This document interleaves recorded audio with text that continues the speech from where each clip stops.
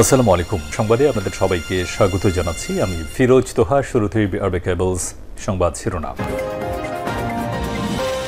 পুরোদমে Iran, Israel, ফিলিস্তিন যুদ্ধ চলছে। আর এই মুহূর্তে আমাদের হাতে এসছে যুদ্ধের ভয়ঙ্কর কিছু গুরুত্বপূর্ণ আপডেট সংবাদ। শুরুতেই জানাবো, যুক্তরাষ্ট্রকে টাইট দেওয়ার উপায় খুঁজতেই ভিয়েতনামে চীনা প্রেসিডেন্ট শি জিনপিং। যুক্তরাষ্ট্রকে চাপে ফেলে টাইট দিতেই চীনের প্রেসিডেন্ট শি জিনপিং 5 দিনের রাষ্ট্রীয় সফর শুরু করেছেন বলে মন্তব্য করেছে মার্কিন প্রেসিডেন্ট ডোনাল্ড ট্রাম্প। তিনি বলেছেন, যুক্তরাষ্ট্রকে বিপদে ফেলার জন্যই China president Xi Jinping Vietnam সফরে গিয়েছে। সেখানে গিয়ে 45টি চুক্তি স্বাক্ষর করেছেন শি জিনপিং। সেখান থেকে তিনি মালয়েশিয়া, থাইল্যান্ড সহ বিভিন্ন দেশে ভ্রমণ করবেন। ব্রিটিশ সংবাদ মাধ্যম দ্য গার্ডিয়ানের এক প্রতিবেদনে তথ্য জানানো হয়েছে।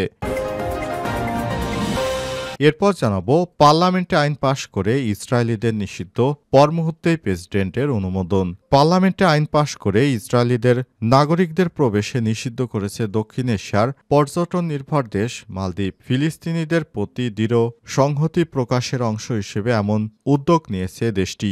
আজ মালদ্বীপের পার্লামেন্টে আইনটি পাশ করা হয়। এখন থেকে ইহুদিরা চাইলে কেউ মালদ্বীপে প্রবেশ করতে পারবে না। তাদেরকে নিষিদ্ধ ঘোষণা করেছে মালদ্বীপের সরকার।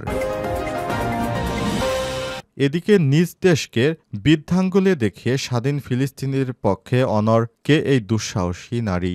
ব্রিটিশ সরকারের পররাষ্ট্রনীতির ঐতিহাসিক ধারাবাহিকতা পর্যালোচনা করলেও দেখা যায় মধ্যপ্রাচ্যের অন্যতম সংকট ইসরায়েল ফিলিস্তিন ইস্যুতে সমতার চেয়ে হীন স্বার্থকে অগ্রাধিকার দিয়ে এসছেন। কিন্তু এই ধারা ভেঙে সাহসিকতার সঙ্গে ফিলিস্তিনিদের পক্ষে দৃঢ় অবস্থান নিয়েছেন ব্রিটিশ রাজনীতিতে এক ব্যতিক্রমধর্মী দৃষ্টান্ত স্থাপন করেছেন এমিলি থর্নবেরি। ব্রিটিশ পার্লামেন্টের পররাষ্ট্র বিষয়ক বাছাই কমিটির বর্তমান চেয়ার ও লেবার পার্টির সিনিয়র এমপি তিনি। তার সম্পর্কে গুরুত্বপূর্ণ তথ্য জানাবো, সঙ্গেই থাকুন। এদিকে ফিলিস্তিনপন্থী 4 বিদেশি নাগরিককে বিতরণের নির্দেশ দিয়েছে জার্মানি। ওই 4 জনের কারো বিরুদ্ধে অপরাধে জড়িত থাকার কোনো প্রমাণ নেই। শুধুমাত্র তারা জার্মানি থেকে ফিলিস্তিনিদের পক্ষে তাদের মতবাদ ব্যক্ত করেছেন। যাদের জার্মানি থেকে বিতরণের নির্দেশ দেওয়া হয়েছে তাদের 3 জনই ইউরোপীয় এবং 1 জন যুক্তরাষ্ট্রের নাগরিক।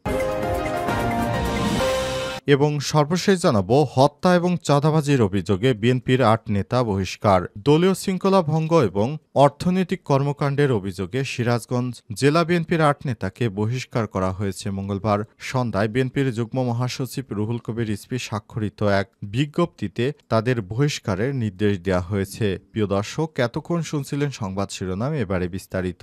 তবে তার আগে বন্ধুরা, অনুরোধ থাকবে এই সংবাদটিতে একটি লাইক দিন। এই চ্যানেলে আপনি নতুন হয়ে থাকলে আমাদের সংবাদটি দেখতে দেখতে চ্যানেলটি সাবস্ক্রাইব করে রাখুন। কমেন্ট করে আপনার মূল্যবান মতামত জানিয়ে দিন বন্ধুরা, আপনি বিশ্বের কোন দেশ থেকে বা বাংলাদেশের কোন স্থান থেকে আমাদের সংবাদটি দেখছেন এবং শুনছেন। আর বন্ধুরা, এই সংবাদটি আপনার সোশ্যাল মিডিয়া ফেসবুকে বন্ধুদের মাঝে শেয়ার করে দিন। গাজা যুদ্ধে আপনি যদি নিরীহ ফিলিস্তিনিদের ভালোবেসে থাকেন, কমেন্টে ইয়েস লিখে বিশ্ববাসীকে জানিয়ে দিন। এবারে বিস্তারিত।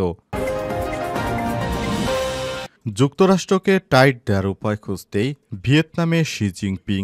যুক্তরাষ্ট্রকে চাপে ফেলে টাইট দিতেই চীনের প্রেসিডেন্ট শি জিনপিং 5 দিনের রাষ্ট্রীয় সফরে ভিয়েতনাম গিয়েছেন।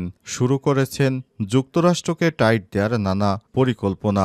মার্কিন প্রেসিডেন্ট ডোনাল্ড ট্রাম্প, যাকে শায়েস্তা করাই এখন চীনের একমাত্র উদ্দেশ্য, তিনি বলেছেন যুক্তরাষ্ট্রকে বিপদে ফেলার জন্যই শি জিনপিং ভিয়েতনাম সফরে করেছেন। ব্রিটিশ সংবাদ মাধ্যম দ্য গার্ডিয়ানের এক প্রতিবেদনে তথ্য জানা গেছে। সফরের শুরুতে স্থানীয় সময় আজ ভিয়েতনামের রাজধানী হ্যানয় পৌঁছান শি জিনপিং। হ্যানয় বৈঠক শেষে এই সম্পর্কে নিজেদের প্রতিক্রিয়া জানায় ট্রাম্প। চলতি সপ্তাহে দক্ষিণ পূর্ব এশিয়ার চীনের প্রতিবেশী 3 দেশ সফর শুরু করেন চীনের president Xi Jinping. Xi Jinping মঙ্গলবার 15 এপ্রিল ভিয়েতনামের প্রাত বিপ্লবী নেতা হোসনি মিনকে শ্রদ্ধা জানান। হ্যান্স সফর শেষে দিন ছিল আজ। এরপর তিনি যাবেন মালয়েশিয়া, এরপর যাবেন কম্বোডিয়াতে। মূলত ট্রাম্পের অস্থির শুল্ক নীতির বিপরীতে নিজেদের স্থিতিশীল বিকল্প হিসেবে তুলে ধরতে এই দেশগুলোতে সফর করছেন চীনা প্রেসিডেন্ট শি জিনপিং। এর আগে বাংলাদেশের অন্তর্বর্তীকালীন সরকারকে নিজ দেশে আমন্ত্রণ জানিয়ে নানা বিষয়ে বাংলাদেশকে সহায়তার প্রতিশ্রুতি দিয়েছেন চীনা প্রেসিডেন্ট শি জিনপিং। চীনের রাষ্ট্রীয় সংবাদ মাধ্যমের তথ্য অনুযায়ী চীনা প্রেসিডেন্ট সোমবার তার দেশ এবং ভিয়েতনামের প্রতি যুক্তরাষ্ট্রের একতরফা আধিপত্যের বিরোধিতা এবং বিশ্ব শুল্ক বাণিজ্য ব্যবস্থায় স্থিতিশীলতা বজায় রাখার আহ্বান জানিয়েছেন। শির আহ্বানে কয়েক ঘণ্টা পর হোয়াইট হাউসে সাংবাদিকদের ট্রাম্প বলেন, ভিয়েতনামে নেতাদের সঙ্গে শি জিনপিং বৈঠকে যুক্তরাষ্ট্রের ক্ষতি করা লক্ষ্য করা হয়েছে। ট্রাম্প বলেন, আমি চীনকে দোষ দেই না, আমি ভিয়েতনামকেও দোষ দেই না। আমি দেখলাম তারা আজ বৈঠক করেছে এবং একটি চমৎকার বৈঠক। এটি একটি সুন্দর বৈঠক। যেন তারা ভাবছে কিভাবে আমরা মার্কিন যুক্তরাষ্ট্রকে বিপদে ফেলতে পারি। এই বিপদে ফেলতে পারি বোঝাতে গিয়ে ট্রাম্প স্ক্রু শব্দটি ব্যবহার করেন। ইংরেজি ভাষায় এই শব্দ ব্যবহার করে গালি দেওয়ার অর্থ কারো সঙ্গে যৌন সম্পর্ক স্থাপন করা। গতকাল সোমবার চীন ও ভিয়েতনামে ৪৫টি সহযোগিতা চুক্তি স্বাক্ষর হয়েছে। এর মধ্যে সরবরাহ ব্যবস্থা, কৃত্রিম বুদ্ধিমত্তা, যৌথ নৌ টহল এবং রেলপথের উন্নয়ন অন্যতম।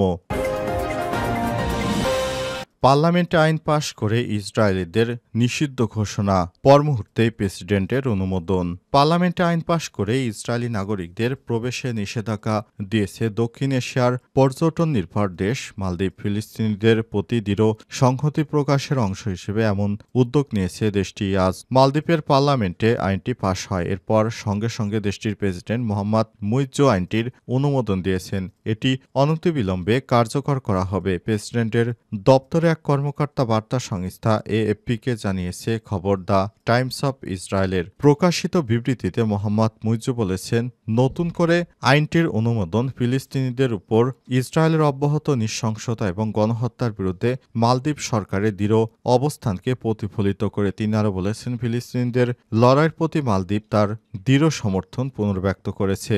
এ সময় তিনি আরও জানিয়েছেন, ফিলিস্তিনি জনগণের প্রতি সবসময় আমরা আমাদের সহায়তা অব্যাহত রাখব। এর আগে ইসরায়েলিদের মালদ্বীপে প্রবেশে নিষেধাজ্ঞা দেয়া হবে বলেও গত বছরের জুনে ইঙ্গিত দিয়েছিলেন মালদ্বীপের প্রেসিডেন্ট। ওই সময় ইসরায়েলিদের প্রবেশে নিষেধাজ্ঞা দিতে করণীয় ঠিক করতে কমিটি গঠন করা হয়।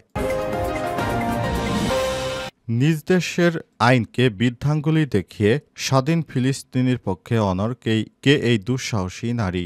ব্রিটিশ সরকারের পররাষ্ট্র নীতির ঐতিহাসিক ধারাবাহিকতা পর্যালোচনা করলে দেখা যায়, মধ্যপ্রাচ্যের অন্যতম সংকট ইসরায়েল ফিলিস্তিন ইস্যুতে সমতার চেয়ে হীন স্বার্থকে অগ্রাধিকার দিয়ে এসছে ব্রিটিশরা। কিন্তু এই ধারা ভেঙে সাহসিকতার পরিচয় দিয়ে ফিলিস্তিনিদের পক্ষে দৃঢ় অবস্থান নিয়ে ব্রিটিশ রাজনীতিতে এক ব্যতিক্রমধর্মী দৃষ্টান্ত স্থাপন করেছেন এমিলি থর্থবেরি। ব্রিটিশ পার্লামেন্টের পররাষ্ট্র বিষয়ক বাছাই কমিটির বর্তমান চেয়ার ও লেবার পার্টির সিনিয়র এমপি তিনি। ইসরায়েলের সঙ্গে যুক্তরাজ্যের কূটনৈতিক সুসম্পর্ক দীর্ঘদিনের। সেই সম্পর্কের কারণে দীর্ঘকাল ধরে ব্রিটিশ পররাষ্ট্র নীতি ফিলিস্তিনি জনগণের উপর চালানো এমন দমন, পীড়ন, দখল ও মানবাধিকার লঙ্ঘনের বিরুদ্ধে বরাবরই নীরব থাকে ব্রিটিশরা। কিন্তু এমিলি থরবেরি, যিনি আন্তর্জাতিক আইন এবং মানবাধিকারের প্রবল সমর্থক, এই অবস্থাকে চ্যালেঞ্জ করে বারবার পার্লামেন্টে গণমাধ্যম এবং রাজনৈতিক পরিসরে ফিলিস্তিনিদের পক্ষে জোরালো কণ্ঠস্বর হিসেবে উঠে আসছেন। এবার তিনি দেখিয়ে দিয়েছেন কিভাবে একজন বিধর্মী হয়েও তারপর মুসলিমদের পক্ষে দাঁড়াতে হয়। পুরো বিশ্বকে তিনি চোখে আঙ্গুল দিয়ে এইটি দেখিয়ে দিয়েছেন যে কিভাবে নিরীহ মানুষদের পাশে দাঁড়াতে হয় এবং কিভাবে রাষ্ট্র পরিচালনা করতে হয়। এবার ফিলিস্তিনের পক্ষে বিক্ষোভ, 4 জনকে বিতরণের নির্দেশ জার্মানি। জার্মানিতে ফিলিস্তিনিদের পক্ষে বিক্ষোভ করায় 4 জনকে জার্মান থেকে বিতরণ করার নির্দেশ দিয়েছে ওই দেশের প্রশাসন। তার মধ্যে একজন রয়েছে যুক্তরাষ্ট্রের নাগরিক, বাকি 3 জনই রয়েছে ইউরোপের নাগরিক। তারা জানিয়েছে, অবরুদ্ধ গাজা উপত্যকায় ফিলিস্তিনিরা যেভাবে নির্যাতনের শিকার হচ্ছে, সেখানে ইউরোপের রাষ্ট্রগুলো এ ধরনের কর্মকাণ্ড কোনোভাবেই মেনে নেওয়া যায় না। কিন্তু জার্মানি সরকার সহ ইউরোপের বিভিন্ন রাষ্ট্র যেভাবে ইসরায়েলের তোষমর্দন করছে, তারা কোনোভাবেই এটি মেনে নিতে পারেনি। তাই তারা দখলদার ইসরায়েলের অবৈধ বিমান হামলা সহ মানবতার পক্ষে দাঁড়িয়ে ফিলিস্তিনিদের পক্ষে তারা জয়গান গাইতেই তাদের বিরুদ্ধে এবার পদক্ষেপ নিয়েছে জার্মানির সরকার। ইউরোপের নাগরিক হওয়া সত্ত্বেও 3 জন সহ যুক্তরাষ্ট্রের একজন নাগরিককে ইউরোপের দেশ জার্মানি থেকে বিতরণের নির্দেশ দেওয়া হয়েছে প্রশাসনের পক্ষ থেকে।